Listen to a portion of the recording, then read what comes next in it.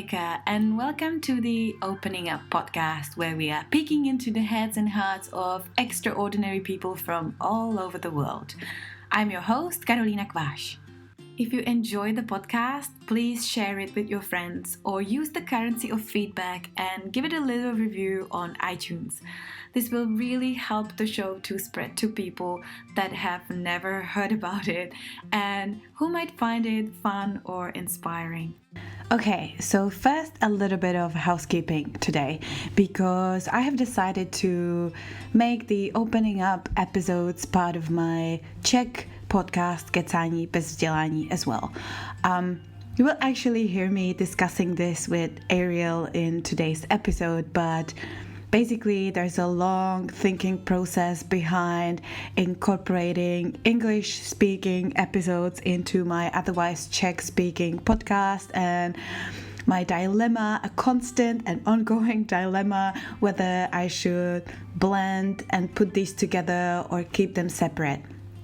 Anyways, long story short, I started the Opening Up podcast separately as I was thinking I could make this into an ongoing project, but I'm realizing this is probably not going to happen because it's just way too much for me to maintain. And so from now on, you'll be able to find all my English-speaking conversations with people from all over the world in my Kecání bez vzdělání podcast, because that is actually my main and more consistent project, so it kind of makes more sense to me at the moment.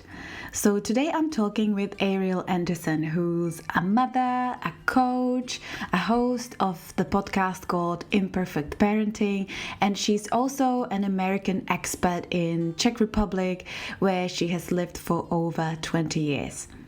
I have actually first connected with Ariel when she invited me onto her podcast, and it was an instant connection because, as you will hear in today's episode, we've got so much in common that it's actually crazy.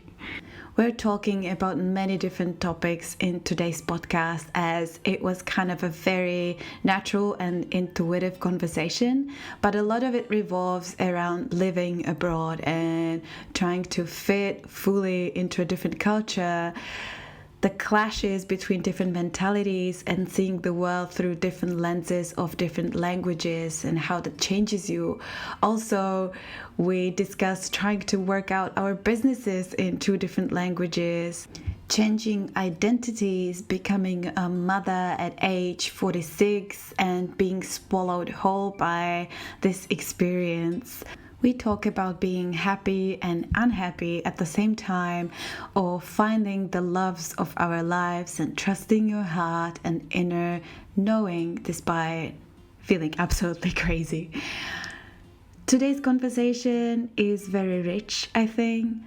Personally, I found it very inspiring again, so I hope that you will have the same experience. And now, finally, let's get to it. So, hi Ariel, welcome to the podcast. Thanks for coming. Hi, nice to see you, Karolina. Yeah, nice to connect with you again. So, yeah. I was thinking, first of all, I've got many things I want to ask you and talk about. But first, I was thinking maybe you could tell us a little bit about yourself, like who you are, what you're up to, what you're passionate about at the moment, because for me it changes all the time. So I'm not asking in general, but at the moment. That's a good question. At the moment, I am very similar, which is I think why we can so easily talk when we get together. I'm at the very moment, I'm actually in Sweden, just north of Stockholm, in the archipelago, at my husband's family hata, or little cabin. And we live in Prague at the moment. I say at the moment because I'm actually from Northern California, and we've made a big decision that we're going to be moving there in a couple of months. So a lot of transitions going on, but at the same time, when there's transition, even though it's absolutely mad, there's a lot of creativity bubbling up. So I'll get into that in a second. But basically, I thought about it the other day. I would say something like 22 different job career twists in my life. I think most of it is because since I was quite young, and I'm, including babysitting and I don't know, working in wellness and working in corporate and doing training and NGOs. I think for me, life has always been about learning something new and learning to understand other people. And so once I learn something, I'm like, okay, moving on. Or I take a piece of whatever I've been in and I take it to the next thing and kind of combine them, which is, I think, where I am now. So before my daughter was born 3 years ago, I was doing coaching and some training and retreats and things in Prague and occasionally in California. Have not been doing a lot except for taking care of our daughter and a little bit of coaching while I was pregnant in the early years of Al. But now I think it's really shifting towards, well, I've been podcasting, again, taking that learning and trying to help others to understand one another and as well come back to their own purpose. And I think basically everything shifted as a mom, as you know as well. Things are not always exactly as you intend. I am a very strong, independent woman who came from a long line of strong, independent women on both sides of the family. And there was the whole discussion of, I'm not going to let motherhood swallow me up. My kid is going to be, independent. I'm going to have space for myself. I'm going to work. I had all these ideas since I was 18, I think. And then even, I deluded myself at 46 to think the same thing would happen when I had Ella. And it was a shock. I knew that kids were full on. I mean, I'd taken care of kids. I'd been a teacher at an international school. I got it. I'm not a moron, but I underestimated the power of child, and especially one that's very intense and aware and sensitive on the planet. And so I think that, I got swallowed whole by the dramas in our bonus family, my husband's family that he'd created, and from his Swedish family. There was a lot of stuff going on. And then I just was drowning, and I was, for the first time, sort of happy and unhappy at the same time, which was strange. And I just was like, where am I? Who am I? What's going on? I've always known exactly who I am. And my path, to some degree, was about connecting with people, helping them and myself kind of keep in our happy, fulfilled zone, whether it was even in corporate or in wellness or whatever in my life with my friends. And so suddenly I was in this really weird place I I wasn't familiar with. So my husband lost his job last year, and he said, let's just, let's play around and do some podcasts. So we were in the car. We recorded 3 or 4 different topics, different things, corporate and imperfect parenting, because I'd done some writing on that, and what it is to go from, money to no money. And, we did a bunch of different things, and we ended up landing on 2 different podcasts. I never would have done it if not for him. But I think the main thing came from, I was tired. I didn't want to suffer anymore.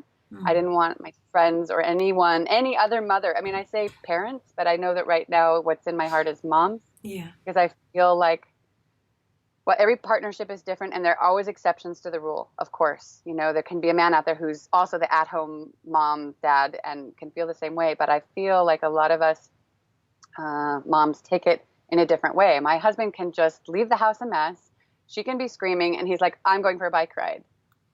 And my heart is being ripped out. Like, when I try, I'm not going to go for a coffee for an hour with a friend, and Ella's melting down, and I feel it totally different. So I just feel that, we experience it differently, and anyone's welcome to prove me wrong. But so I feel this deep compassion and empathy for myself and others, and I really think that I just committed to it has to be different. And I don't know how, one way or another. And for me, it started with meditation and doing sort of some rituals each morning before Ella woke up, or even if she was just waking up, that she had to respect this few minutes that's mine to center myself, to clear the energy, check in with what's going on with myself, and really kind of put the intentions to be on my own path and therefore be able to serve others. And I think that's where I am right now, is trying to figure out that as a way to support our lives and to serve the people that I'm, hoping to inspire to not get in a place where I would, or to move out of the place that I would. So I think that's where I am now, is creating a lot of things from that. and watching how that evolves as we move to California. And what a great way to connect with people as well. Like I feel like motherhood really isolates you all of a sudden, especially today. Like it's quite ironic actually in many ways, because you are constantly connected with everybody everywhere all the time via the internet. But then, and obviously you go out and you work somewhere and you've got so many connections, but once you become a parent, like everything changes. You're isolated at home, definitely as a mom, for at least a couple of weeks when the kid is a baby, you know, and the newborn. It's so fragile and you're so worried about him or her becoming sick or whatever, and not even that, but your entire life pace and everything changes so much, and all of a sudden you live like in a parallel universe to everyone else who doesn't have kids or has older kids, or, you know, I don't have to explain you what I'm talking about, right?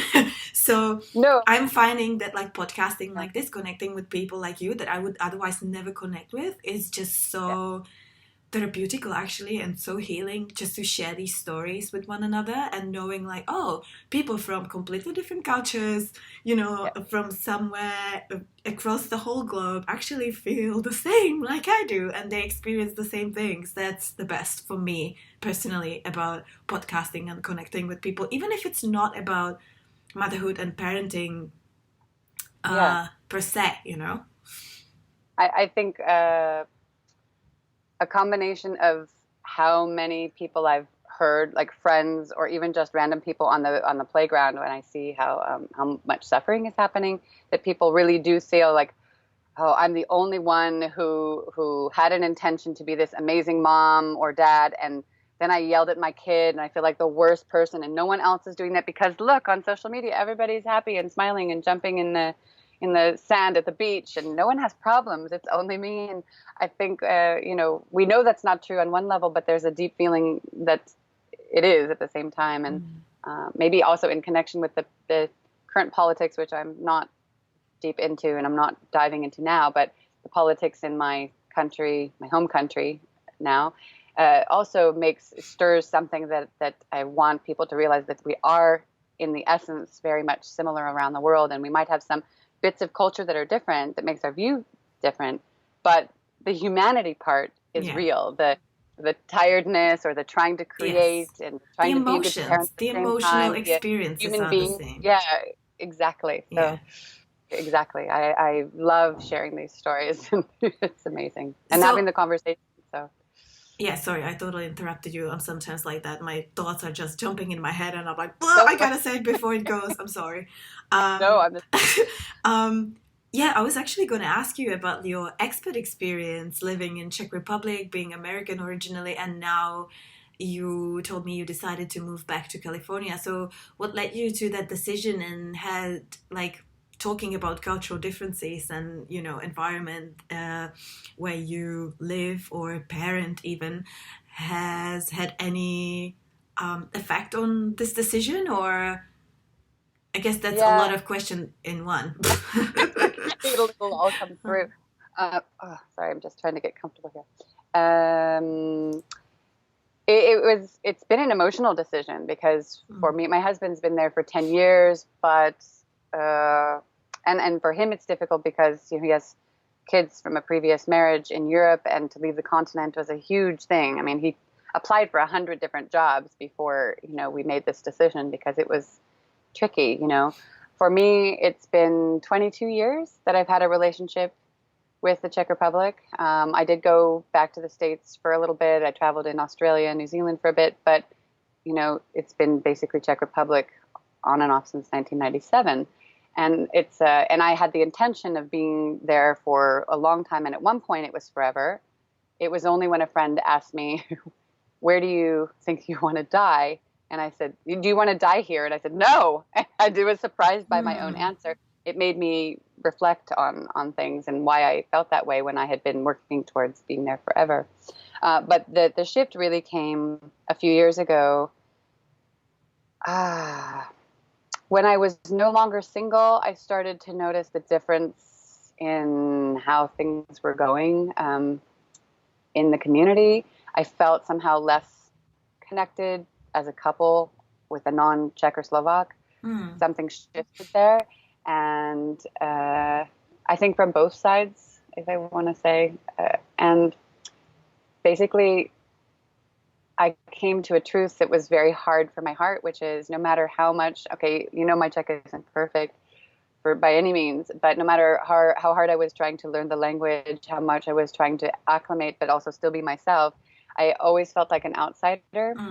And I never understood the language perfectly enough that if I got a letter from the the social office or... Well, make no mistake, even if I get a letter like that, I don't understand a single word, okay? Because that's a very specific alien language that I think is written with the purpose of like making it you feel like an absolute idiot, so that you feel and like... a scared idiot, because they always have big capitals of like, you have 3 days to do this and you just got it a day ago, and your life is going to end if you don't respond in the right way, but we're going to confuse you on the way. That's how I feel as well, and it's my mother language, so... Well, that's somewhat comforting. But I think that not even being able to navigate it without help, I think in not just that, but even like messages that come up on the phone. And of course we have Google Translate, but it's less than perfect, to say the least. So I think that has been coming up, and we would have stayed probably until retirement. That was the plan, actually. But I think that, so my husband and the other Jednatel of his company were fired. It was more of a political move. He'd been there for 25 years in the same company in 3 different locations, or 2 essentially. So I think if the big part of the decision was, okay, well, we were staying because of the great work. He had this really solid job. I can coach anywhere in the world, like I've done it via Skype, and, you can do all kinds of things, classes and things. So for me, it could be anywhere. The main 2 things was feeling like we'd never fully be a part of the community, feeling like, okay, now you don't have a job, so if we don't find work, then we need to think about where on the planet we are going to be, and where do we feel the most connected, have some community already. Yeah. Weather is a huge issue. No matter how much we try to acclimate, it's actually easier for me as a Californian, whereas the 2 Swedes, my daughter and my husband, they go insane when the weather gets bad. They're just grumpy. So it's 7 months of grumpy, and it's really tough. And not to mention that, most of the country. So it's really that part. I think we need more days on our bikes and outside. I'm an outside person. We like to go barefoot. There's so much part of who we are that wasn't grooving with it. At the same time, our community is there. We have friends, and the people who are like our family are there, and it's hard to leave that community. Ella, all of her close friends are in Prague and outside Prague. So of course that's a big decision. But at the same time, the school situation was a bit challenging. As neither one of us is a native Czech speaker, for me, it's not okay to put her in a Czech school. A Czech-only speaking school, I should say. If it was bilingual, maybe, but my experience of bilingual in Czech, unless they're international schools with a huge budget, is that you get somebody coming in, for an hour a day, and that's, for me, I don't know, it would be awkward. So, and the schools are really expensive. that are international schools, and it's a big investment. So, I don't know. Well, she's not in school at all now. So, but going back to like the isolation we were talking about before, like that must have been even more intense for you in this scenario and environment when you didn't really feel like, or you don't really feel like you have ever fully put your roots in, and that you could fully become a part of it. I think it wouldn't be an issue. How can I put this politely? No, you don't have to be polite. That's okay. You can even swear. Right. Freedom. No, the truth of the matter is really that I think that finding your people, even in your own language, and meaning your ohana, your circle, your core values, your alignment with people on a spiritual, mental, energetic level, is hard anywhere on the planet. Now you add to it the language factor, and I found that I could find these people, but not all of them would then speak English. So then it was really hard for me. I can only speak about an hour and a half before I get a headache in Czech if I'm speaking in Czech language, and then I feel frustrated. So even I went to workshops, I went to seminars, I went to weekend retreats, And I found it a bit painful because I felt like there was a Yes. magic happening. I couldn't relax into a meditation even or yoga class, because when I relax, I can't also be doing multiple languages. I need to just relax. Yeah. And it's not that there's nothing in English, but then there might be 3 teachers, and what if I don't connect with those, Yeah. for example? And it's the same thing with the community. Yes, there's plenty of people to talk to, and I've met some great moms, and I have some great mom friends. Do all of them align in my core values? No. A lot of them are really lovely people. They're lovely moms. The way we think is similar for momming to some degree, and the kids get along. But I don't think there are that many that I really feel aligned with, and that's super important for me. And I think about it also, we talk about Josefina, it's for Ella. I grew up in an environment where it was really normal to do volunteer work and to give and to have a certain mentality of sharing ideas and cooperating, which is not the average natural thing to do in the community in Czech. And I get why. I look back at the history and what people were forced to do, and I totally understand.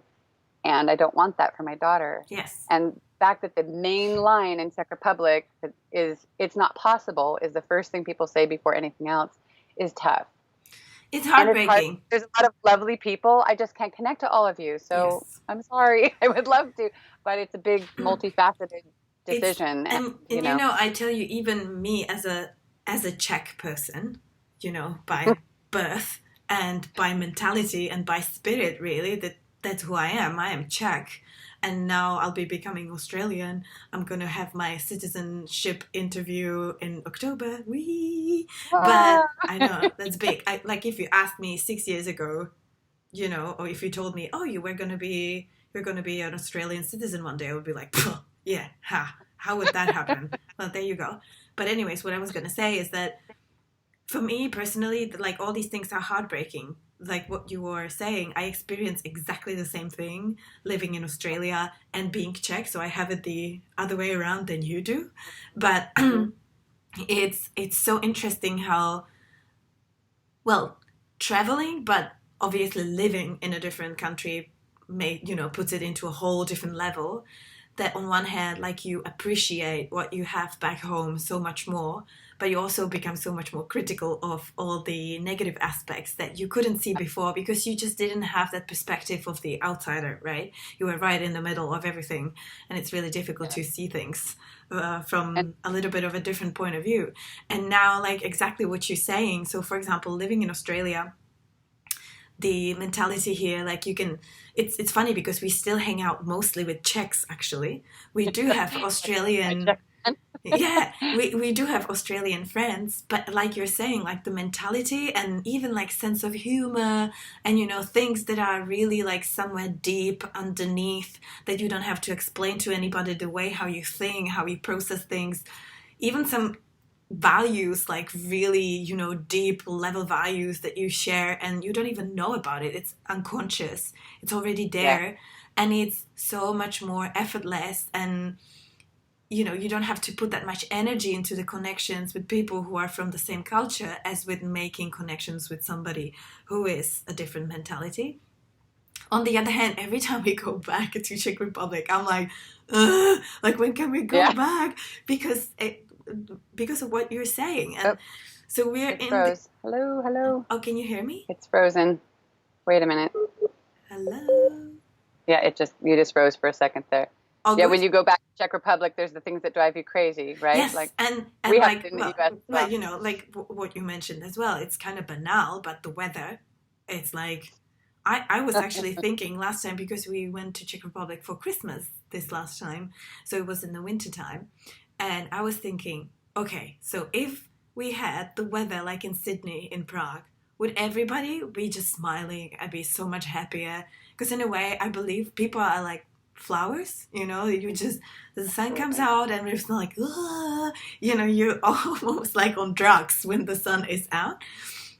And that makes so much difference, the weather and even the level of freedom that it gives you in terms of how much time you can spend outside, then especially if you have kids, because if you're forced to be indoors all the time, there's no way how you're not gonna kill each other, basically, So all these things that you're talking about, and exactly the volunteering, the sense of community, connections, in a way, I feel like Czech people can actually make more intimate relationships in a shorter period of time on like a deeper level than what I feel we can, for example, make here with Australians.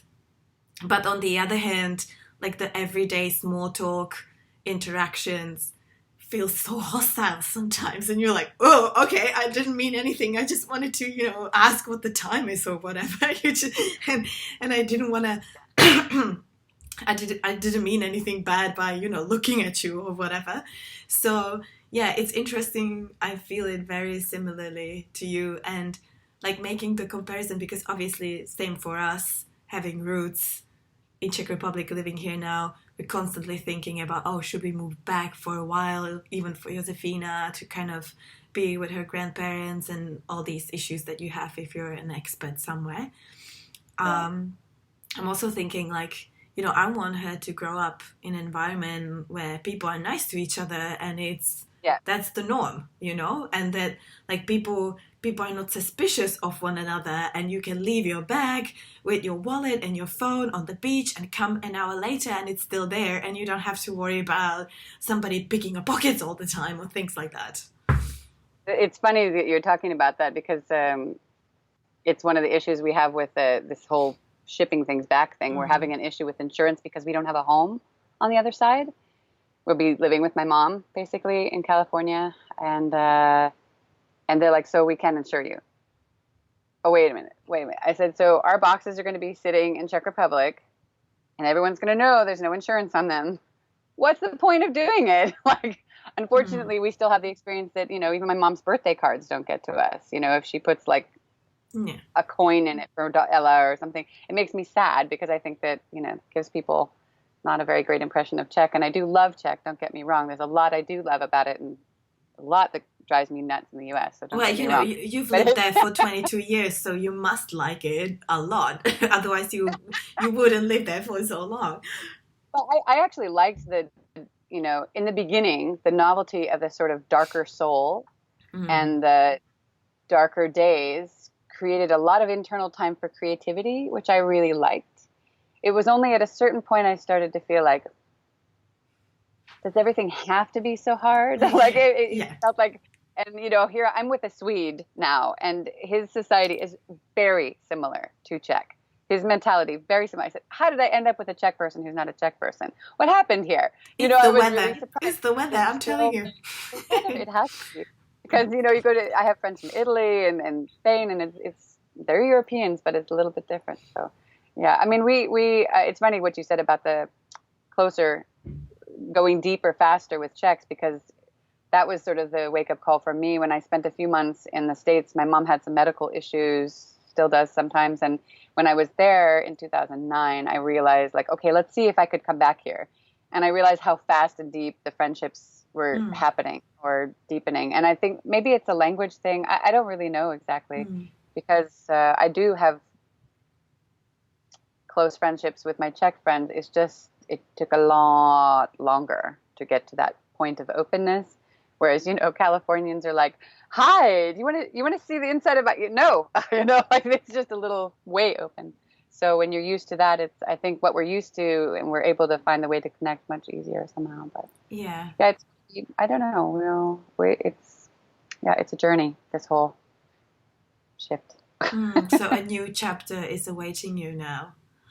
Well, good luck with everything. And I haven't actually, we have a handful of American friends, but most of our friends are expats of other origins, and we just have a handful that are Americans. So it's going to be interesting. I said to Mats, actually, the thing about it being an expat that is relaxing, that is going to be hard to go back, and he'll still have, but I won't, is, you go to a cafe or you go out in public, and you can either choose to listen and understand, or you can have it just like an ocean of music.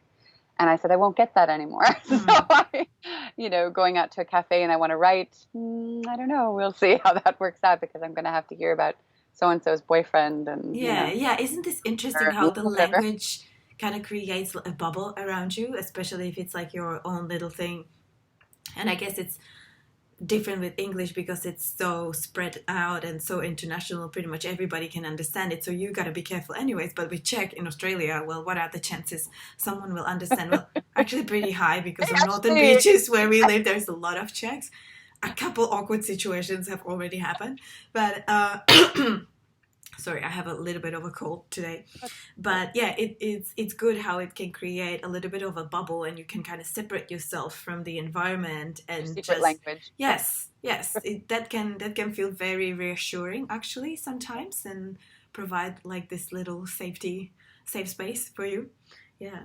But connecting to this, like living in a country but coming from somewhere else and speaking your mother tongue in an environment where that's not the native language there. I was going to ask you about your podcast because you've got the Imperfect Parenting podcast. And how are you finding it, like creating this content in English for English-speaking audiences, being based in Europe or Czech Republic or Sweden at the moment? Like, do you feel some kind of a discord there, or like you don't think about this at all because it just comes so naturally to you? Or like, have you ever, I guess what I'm asking is, have you ever tried to reach like Czech audience as well? Obviously not through speaking Czech, but through the content you create, even if it's in English, or how are you thinking about that? Well, I mean, we never... At first, it's absolutely been on my mind. I mean, I think that the first challenge is, for example, that sometimes there are things that we really have. First, it started with affiliate, which, I mean, we're not into making money at the moment, but that moment will come. But when I looked into, for example, it's not like they pay you tons or anything, but it was also just to be able to make it easy for our audience, like to be able to connect to products that we found really helpful, or travel, or this and that. And suddenly I found out that, I could see where our audience was, and I'm thinking, great, there isn't something set up that with all the laws and whatever, where you can just have a one click and it's, everybody has Amazon. It's all, even the Amazons are separately. So that was the first thing I was thinking, like, it's, and Czech doesn't have Amazon, for example. And I tried to connect to Alza and they kept turning off my account and I couldn't figure out why. So I gave up. So first of all, just being able to do things that local podcasters in Czech can do, I found really difficult, just to make it convenient for the audience. But then I was always thinking, I first of all, of course, have people on that are Czech. So there's some people listening who are a Czech audience.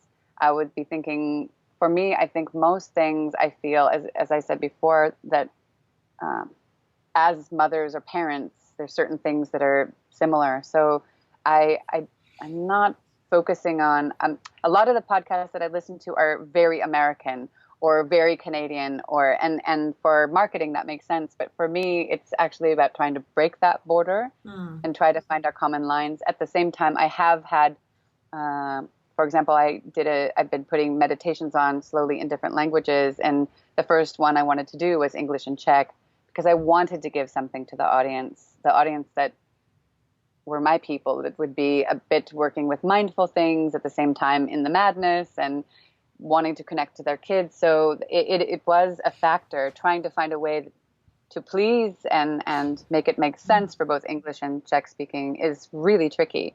So it actually was kind of the first time I realized, what the heck am I doing? Because there were like 5 podcasts in 1 week because I wanted them all to be downloadable.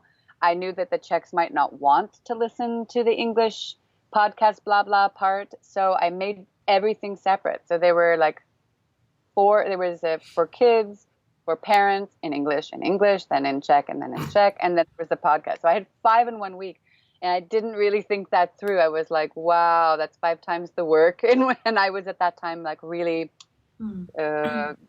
going up to the border of launch time to do everything because we hadn't figured it out yet. So it was kind of funny, but I don't regret it because a combination of wanting to support the people that I know who are creating things for people. I want to support those friends and encourage them, like, you could do a podcast or you could do this with more people and at the same time bring something to the audience. But it definitely, I found it's a continuing challenge to find the balance to please, and you can't please everybody. And I know that in the end, if I have to be honest, I know that my people are the ones who speak enough English to understand what I'm saying, who have already been on a path of some sort of spiritual, mindful something, even if they're a bit lost now in the mom-dadness, and being on their path and in purpose and being as present and conscious and kind or whatever to their kids is like the main thing. So these are the things of reality. So as much as I'd like to be able to speak all languages and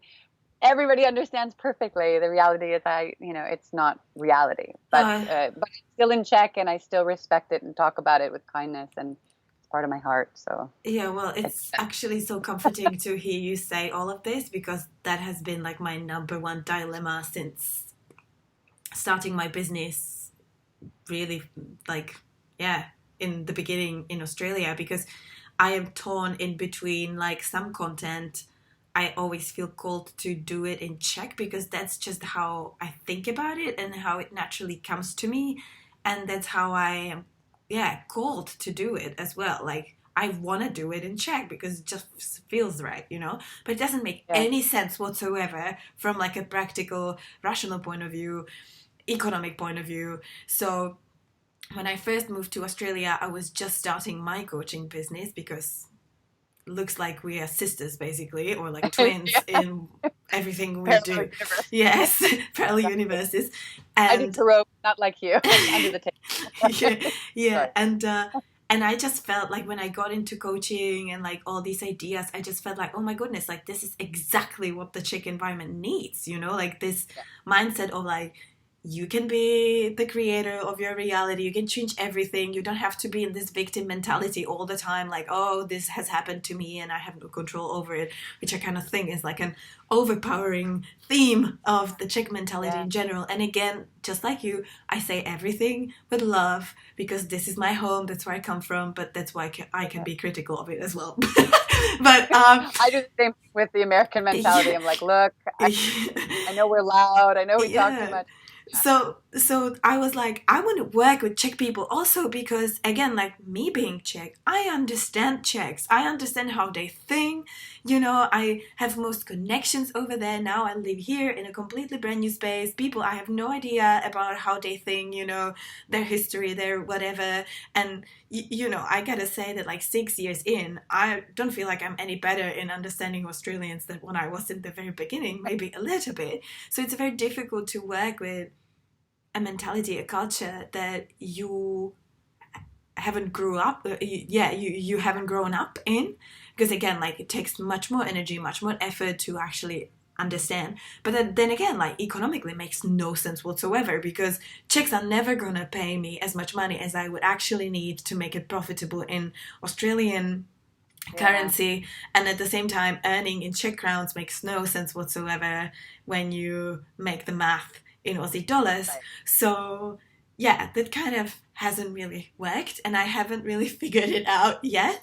So basically my only progress is that I have allowed myself now with what I do, like these podcasts, for example, or my YouTube videos, I do content in whatever language feels right for that very topic.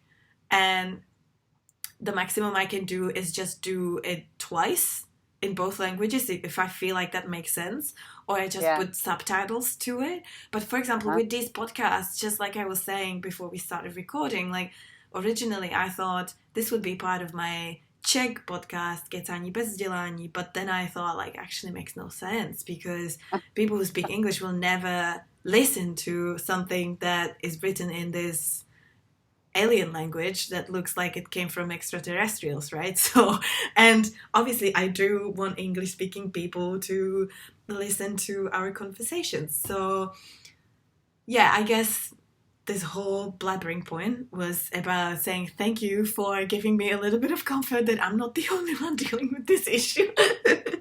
No, and I'm really glad though to hear, when I listened to you, like what was coming up is when you were talking about how you basically you're following your intuition as to which language you should do what in. I mean, I think the monetizing thing is always a challenge, especially if you're dealing with a world audience versus just your area. But I think it's really great that you're still have the capacity to do things in both languages, because I think that what you are offering the Czech community is really important. And so I don't know how that looks for your energy split in the future, but it's great that you're still putting it out there, because I think they're, having started again back in the coaching world in Czech when there was no coaching and you had to explain it for 20 minutes before you even could talk about, what. And people were very skeptical towards it as well. Different people are still like, but the thing is that the coaching is still very, overall, very businessy. Yes. So, and even I got sucked into that sort of whirlpool of like, ew, why do I feel so uncomfortable in this situation where I'm coaching? Because this is not me. It was like I had gotten pulled into the box of what coaching is in Czech Republic. Now, it's not everybody, but it was in the beginning very much like very corporate business. Yes. Very like what you were talking about when we did our chat about how normal coaching didn't fit you. And I think that was a big piece for me too, because it was like, but I'm from California. I know coaching looks different than this. It's been around since the 90s. I know that coaching it's intuitive coaching. There's, empowerment coaching. There's X-ray coaching. There's like karma coaching. There's everything. So how did I get stuck in that as well? But it's your environment does affect you and whatnot. So anyway, it's a funny thing that happens. So I think that people are still not sure what that means when the word coach is next to somebody's name, because that's still evolving and it's still expanding. People are still recognizing that it can be basically anything. And in many ways, it can be any topic. It doesn't just fall into one box and that's what it is or isn't. And so, yeah, and I think that people are skeptical because they're cautious to spend their money on a scam. Someone's just trying to take my money. But also, like going back to the languages, I find that plays a huge role, which again, you don't realize until you start doing coaching in both languages. Because English is just naturally like very proactive language based on verbs, and you've got all these different types of verbs, all different tenses, and someone's doing something constantly. Everything is super actionable. So it's kind of built in the language already, the whole coaching idea of like you go, you do something, your life changes, you become a better person or whatever. You're just living a better life that you always wanted. Whereas Czech is not like that at all. Czech is just much more passive language and doesn't have that many, like to this day. And I was trained as an empowerment coach. To this day, I don't have a translation for the word empowerment because there's nothing like that in Czech vocabulary. There's literally an absolutely like out of, like absolutely alien word that if you try to put it into words, like you would have to basically describe it with like so many words that you kill the whole purpose of the translation. Yeah, exactly. Yes. It's funny because I'm learning, I'm dealing with language all the time. And I had this as well when I had clients whose English wasn't as strong. And we would be trying to find the words. And I was really surprised how many things I couldn't translate at all. And then that's when I realized I had to work with people that had more English because there was so much that they were missing and vice versa, But I'm actually working with a company now. It's a startup.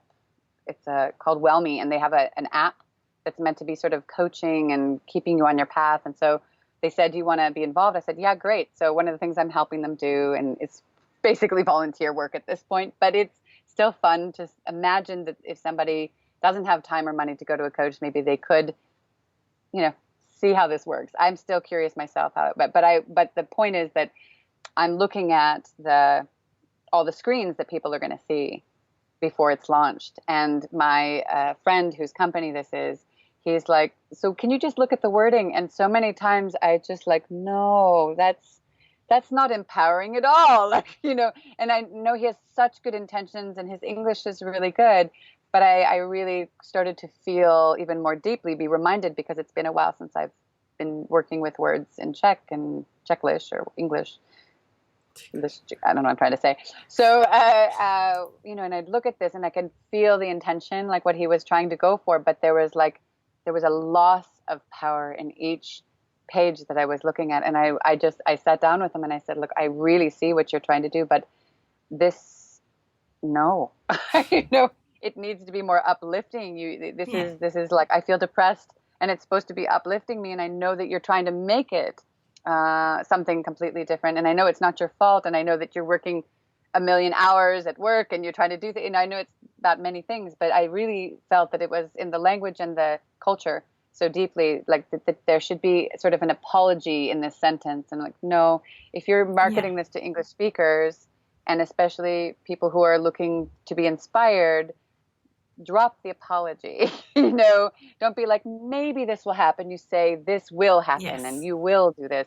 It has to be like, you are going forward, not maybe if you really, it was like, I do it exactly. too. And it's almost like I'm doing like a triple apology when I'm asking for something. Yeah. And like, I would never do that in English. It's almost like Czech is just too careful for this type of mindset. It's just like tiptoeing around everything, because if you say it too directly, then you are just an arrogant asshole, basically, by definition. Well, I'm sorry, I don't mean if I jump into something else, but you actually just reminded me of another piece, this arrogant asshole piece. It's like, I realized the other day when Mats and I were looking at, so what do we want to create, and reflecting on what has worked and what hasn't worked. One of the things, because we work so hard not to be arrogant assholes and to be like, look at me, and we're aware of the whole tall poppy syndrome, that everybody wants to chop you down to be level, or you're supposed to be the same level as everybody.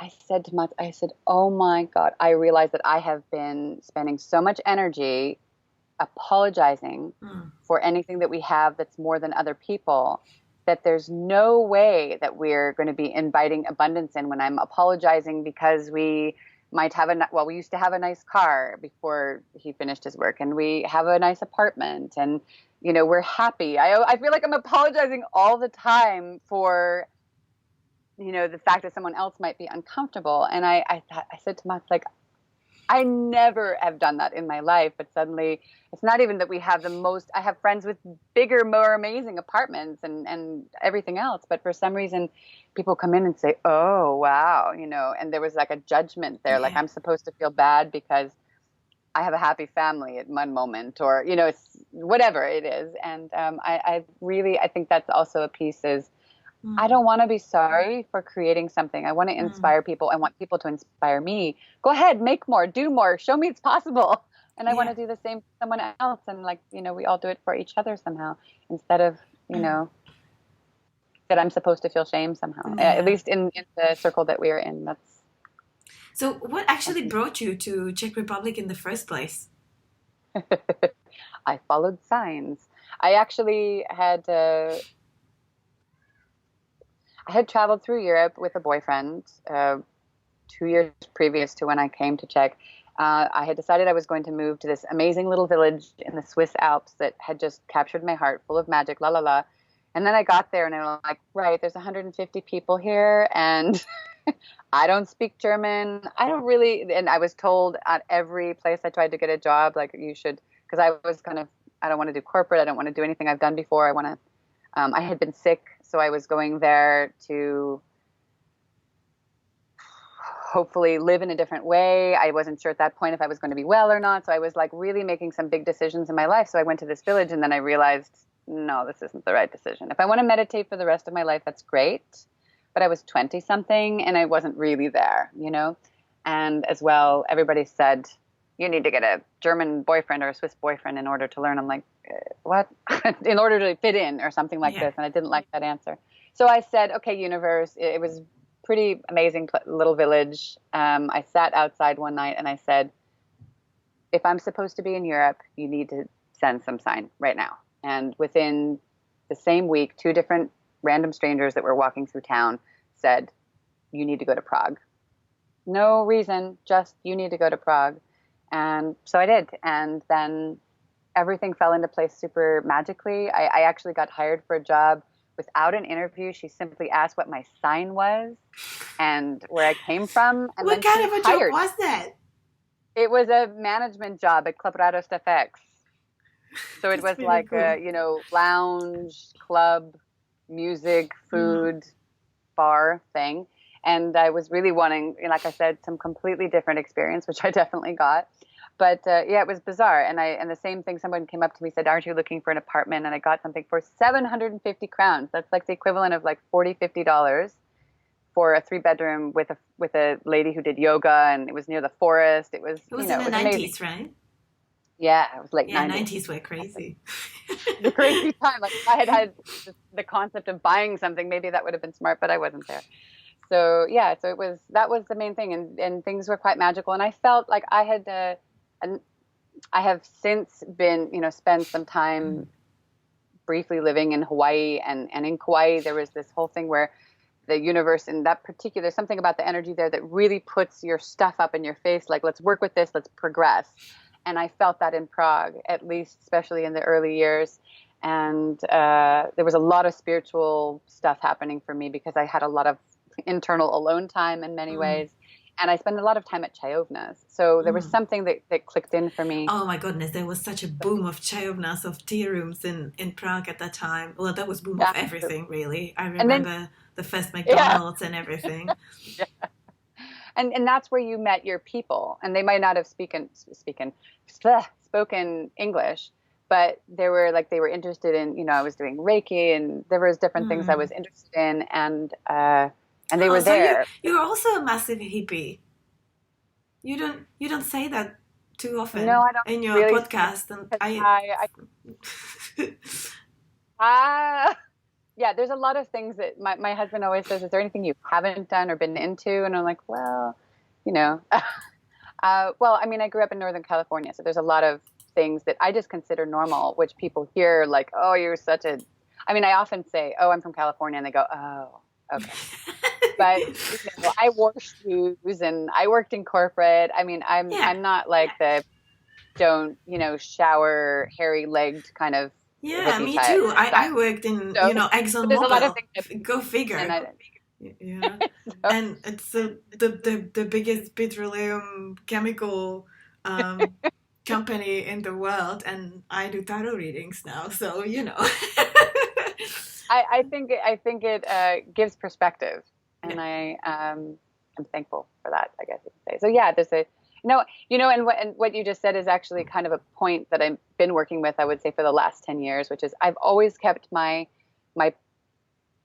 deep spiritual beliefs and reality separate from my work, except when I was doing wellness and when I was doing the massage and Reiki for a long while, and I still can do it. I just don't. But I always kept that separate from my businessy, corporate-y, whatever was going on. I kept that really separate. I've often had split lives, and it's only in the last 10 years that I've been merging them. I think it was actually partly about privacy. I felt it very intimate, and I felt that I didn't always want to be vulnerable with strangers in that way. For me, it was very vulnerable to show everything. Whereas now I realize the opposite. I think for true connection and to really serve the whole purpose, on the planet thing, that's somewhat necessary. So it's an interesting thing. So I'm still working with that, this whole raw, real, and unfiltered. I'm not quite there. I realized that was the intention, but I realize I'm still working on that. And part of it is that we're still dealing with some strong politics and whatnot with my husband's ex-family. There's some weird stuff going on in the background. Okay. So I'm not quite at the full exhale yet, but it's slowly happening. So that's partly why as well. Do you feel like motherhood has had any effect on that? Like blending the spiritual part of yourself into the rest of your life? I think it started before Ella. It started with a really shockingly honest guy at a networking event who said, oh, I always thought you were a stuck-up bitch full of yourself. And I was like, wow, what am I putting out to the world? Like, when I get nervous, I have a tendency to talk too much. Yeah. When I really just want to sit quietly in the background and watch, but I don't want to be a weirdo, so I overcompensate. Okay. So, and that was the first thing I really started to look. That's when I really started to blend. But of course, then you have the added piece, like you said, as a mother, what am I teaching my daughter? Yeah. I don't want her to feel like she should be ashamed of her. For example, she's she and I are very sensitive, very highly sensitive people. That's us. And I don't want her to feel ashamed or put down because she's, oh my God, you're being oversensitive, for example, or, oh, you believe in that?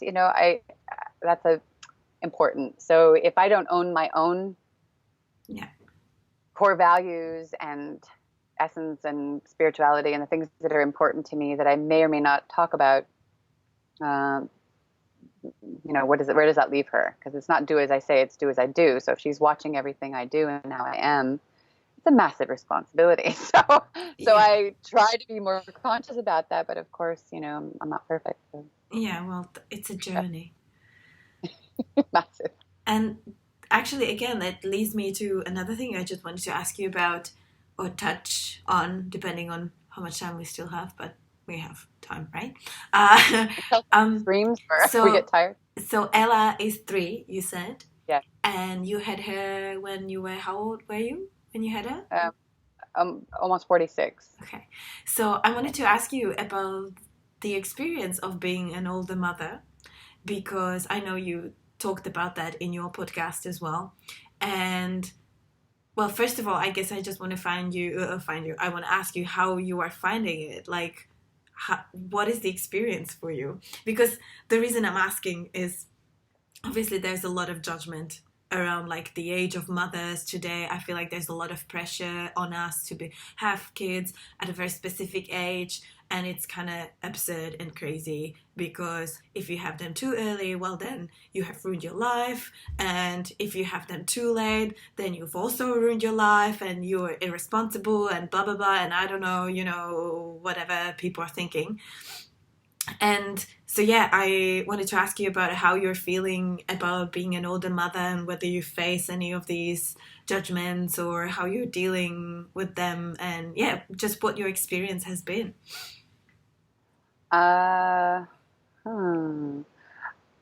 Overall, I mean, I couldn't have done it another way. I had people talking about like, let's have babies at 18. And I remember thinking, no, I want to live my life. I watched some people around me, and I saw a handful of moms who hadn't really lived and therefore were leaving their families because they hadn't ever experienced anything.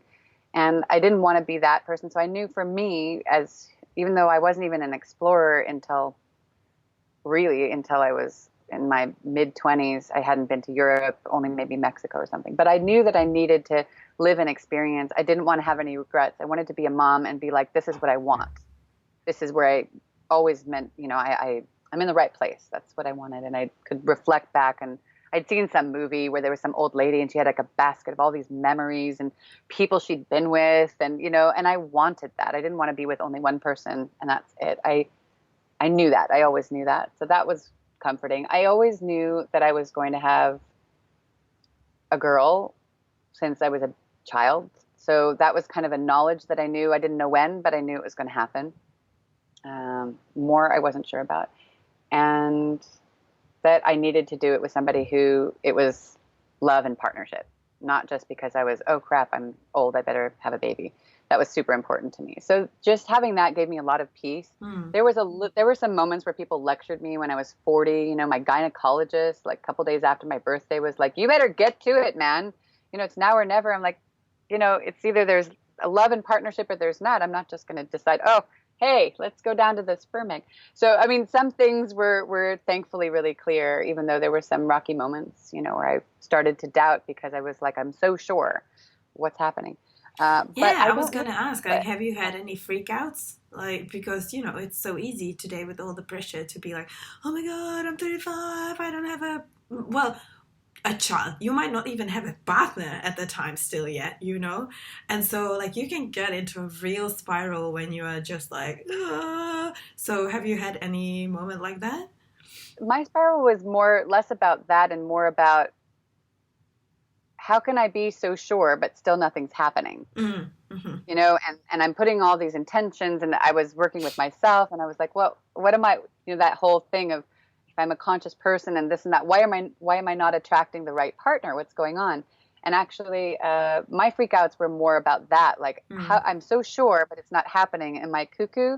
Like, am I the one who doesn't know what I'm talking about or whatever? Doubting yourself, basically. Yeah. But that happened, here and there. But it was actually, I don't remember where I read it or saw it or heard it, but somebody said, well, what if it has nothing to do with you? What if it's the fact that your partner's not ready? Your person is not available. They're not ready yet.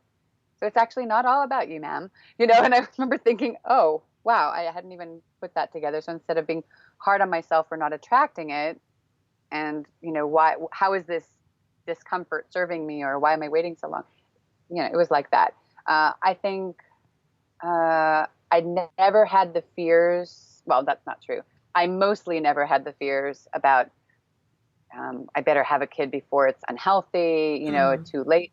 I had women, I thankfully had my great aunt who just turned 100 said, oh, geez, had this cousin was 50 the first time she had a kid, and this one was 55. And I'm like, well, I don't really want to be that old. I thought my mom was old. She was 32. And I was like, I'll never be that old. Well, because at that time, it was old, right? Like, it was old at the time. Like, you were talking about the women who you felt like kind of missed on their life before having kids. And from my perspective, like, a lot of these women, which are basically my mom's age, right? My mom's generation, they even feel resentful towards their children for such a long time because they kind of stole their lives from them, right? Like, and I see that a lot. Well, I see that in Czech. I see people who had kids because they either got pregnant or felt they were supposed to. And I remember when I came to Czech Republic, I had 24-year-old friends who were being told that they better hurry up, and by their doctors and their family. So I was like, I think the thing that's great is in the journey of being an older mom is, there are a lot of older moms in California, in Northern California, where I live, because people have their careers, they have their kids later, they have the money to do insemination or whatever, if that's their choice. We didn't do that, but it's a norm, there. Whereas I don't feel it as much. It does happen, but not as much a norm in Czech, at least since I've been here, there. And I think it's changing now, though. It is definitely changing now. There's quite a few people who are older. And it's also, I just feel like the European environment is more conservative in this. Like, obviously, it depends also what country you live in. But, I mean, in many ways, it makes sense, right? Like, biologically, you are the most ripe, like an avocado, around that age. Like, around, I don't know, like even 22 or something, like super early. But then, like, your psychological, mental maturity is another thing, right? Partially the reason I was asking about your experience is that I'm going to be turning 33 in October. And I actually now, with having a toddler, because Josefina is 2.5, so pretty much the same age as your daughter, I am exhausted. I'm like, man, I should have had this child like 10 years ago, because I would feel like so much fresher, younger. Maybe that's an illusion, but it actually crosses my mind quite often that I'm like, maybe I should have had her a little bit earlier. But then I also know that I would not be as ready as I was. And so, like, I obviously wouldn't have that many issues that I have kind of come to closure with and things like that, which, don't listen to me too much, because it means tomorrow some kind of a storm is going to come to remind me I haven't actually resolved anything whatsoever. But you know what I mean? Like, and sometimes I'm just thinking of, like, maybe I would have more energy, and I don't know, being chasing a toddler or whatever if I was a little bit younger than what I actually am. So that's why I was interested about your experience as well. Well, that's funny that you're talking about that, because ironically, I just wrote a blog in connection to, because I now do the first podcast of every month, which is the first Wednesday of every month, is dedicated to older moms. And the rest is just whatever it turns out to be. But I just did a blog talking about exactly that in fact, I had been a nanny and a babysitter very early on. And I remember... in my teens, maybe I didn't feel it, but in my 20s and in my 30s, when I was working with kids, I was fucking exhausted. So it helps me to know that I was working with kids, and I didn't even have them 24/7.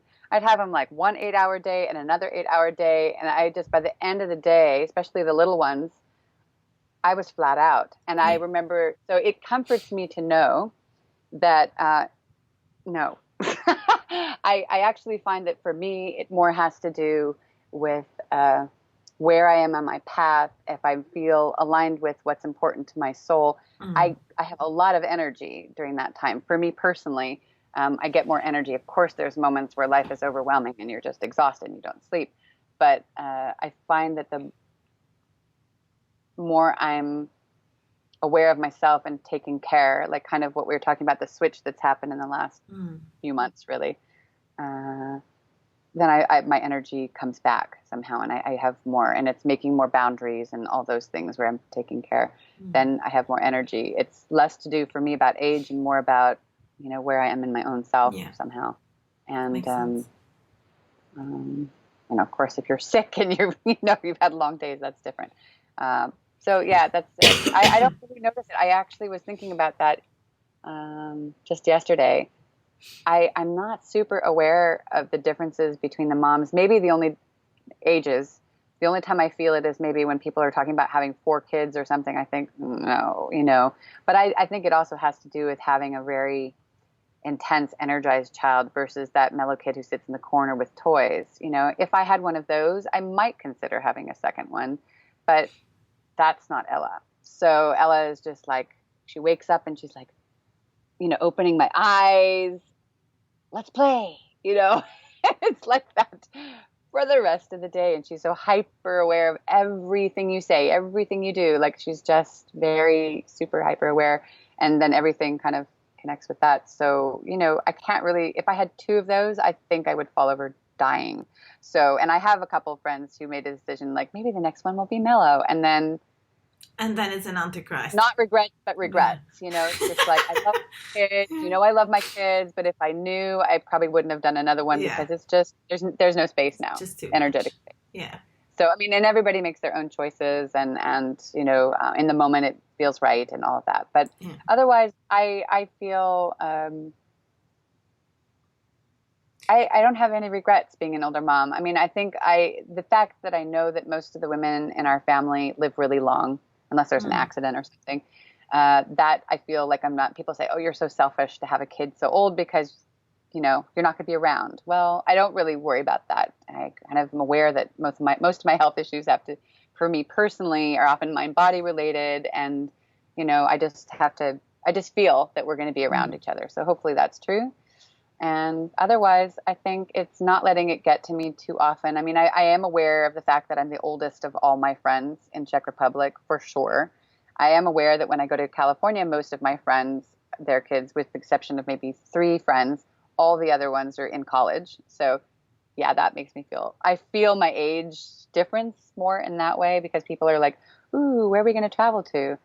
But I already did that. I traveled. I'm happy to put down some roots and connect with my friends and family. And again, if I hadn't done that before, if I had been living a miserable life until I met my husband and did nothing, and, you know, then I might feel it differently. But and maybe it's also because I don't feel old, whatever that a lot of the times my 20-something friends will be like, oh my God, you're that old, you know, if we talk about age. So they don't necessarily feel it either. We're just women, people, parents together.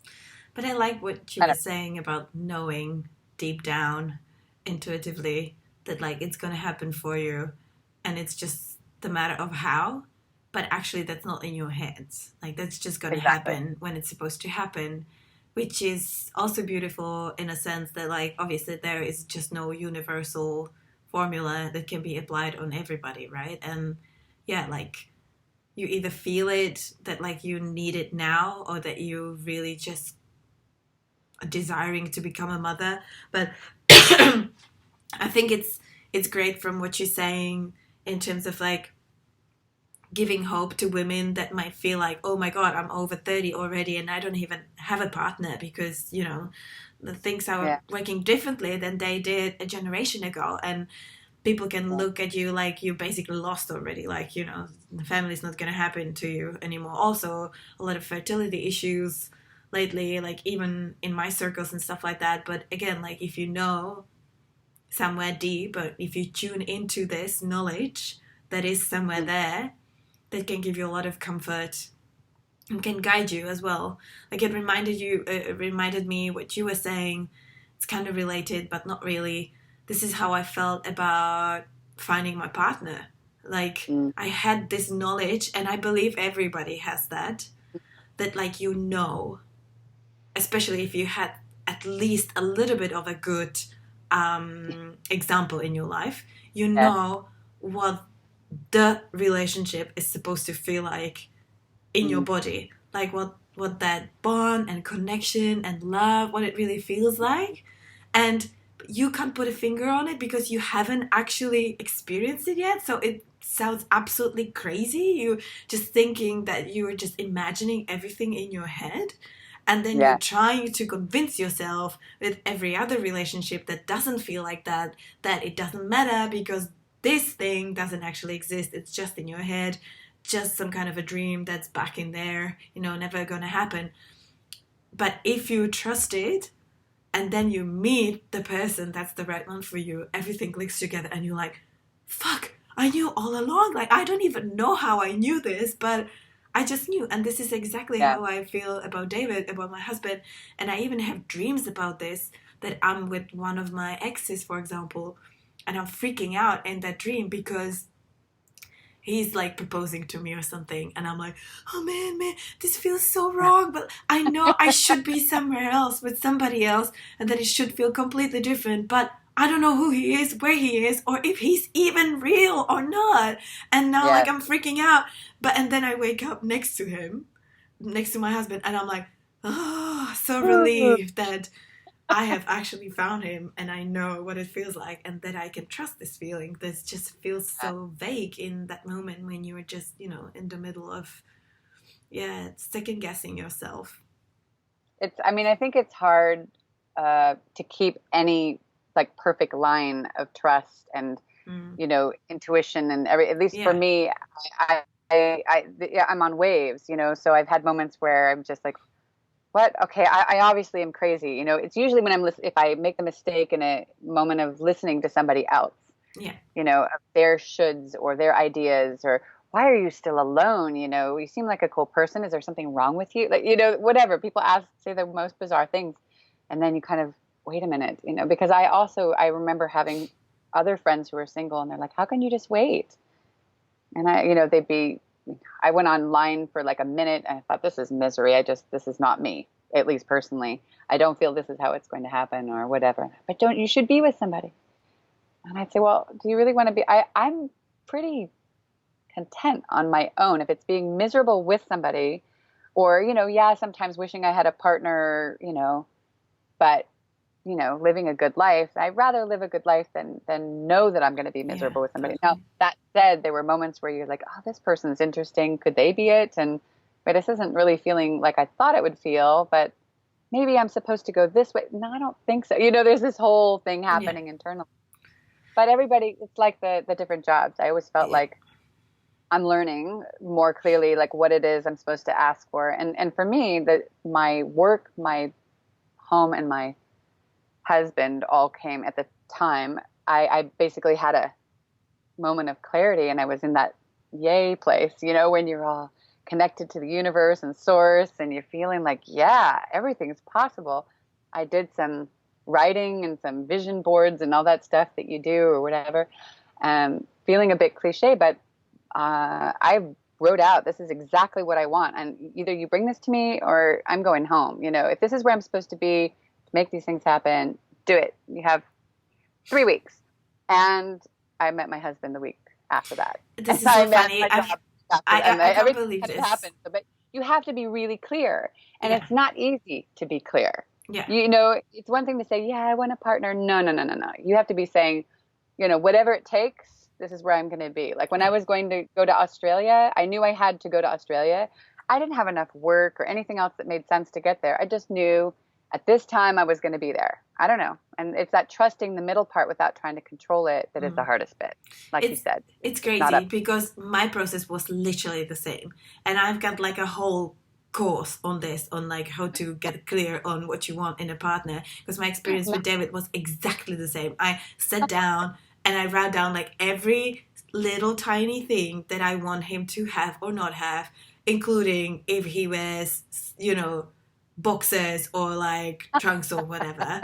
and it was crazy. Like, yeah, he also appeared in like 3 weeks time or something. And I was like, until that moment, I didn't even believe there would be a guy who I would find attractive and smart enough and interesting enough, everything together, because my experience was always, it was either or, right? So that was the belief that I had. Like, yes, exactly. So yeah, that's crazy. It's crazy. We should totally meet in real life for like a coffee and find out what else connects us, Ariel.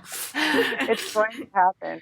For sure, in Australia or probably Czech Republic, I would say most likely those 2 locations. But no, it's powerful, and it's funny because it's funny that when you just were talking about the details, I hadn't even really thought about it, because I'm going through this process with this coaching circle of you have to be really specific about who you really want to connect with, as far as, you know, your audience and I'm like, oh, I don't want to give all those details. Come on, but then I realized, you know, that's exactly what's worked in the past. Is like.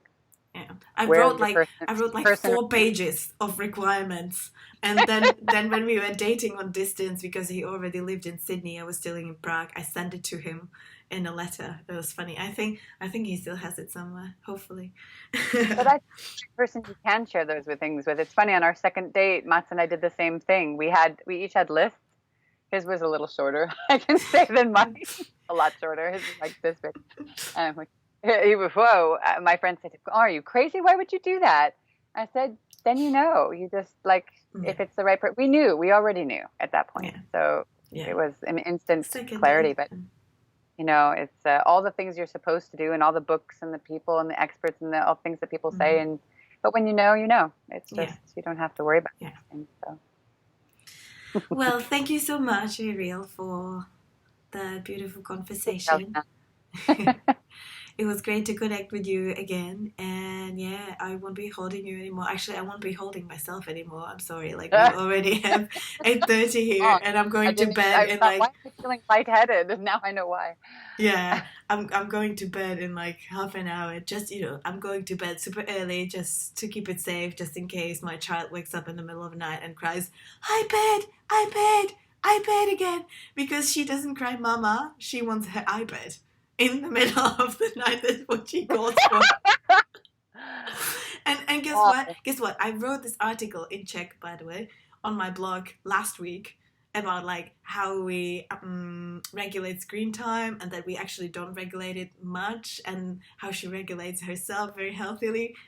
You know, what do you think happened? Like a day after, she started binging completely and waking up in the middle of the night screaming iPad instead of mom. So, well, the universe has a great sense of humor. That's all I can say. You thought you figured it out, yeah. Well, Ella as well has been getting a lot more screen time than normal because of the moving and the packing. Because I was 1 month by myself, there was no other way. Yeah. But I've discovered that when she melts down and freaks out completely because I'm not letting her watch something again, oh, wow, you've been watching too much. And Matt's like, just give it to her. I can't stand that noise. Yeah. And I'm like, no, you have to write it out, because that's the moment when you know you can't give it to her. You have to just take a breath and reach back. She'll be like 2 seconds later playing with her toy. When she starts calling for it from her sleep, that's a completely whole new level. No, I think it was actually funny. It was actually funny more than anything else. But yeah. Okay, so I need to go to bed just in case she screams for her iPad again in the middle of the night. Well, thank you so much. And yeah, hopefully see you again sometimes. Bye. I hope so. Take care. Bye. Thanks a lot for listening. I hope you found the conversation inspiring. If you did, please don't forget to share it with the world or leave it a little review.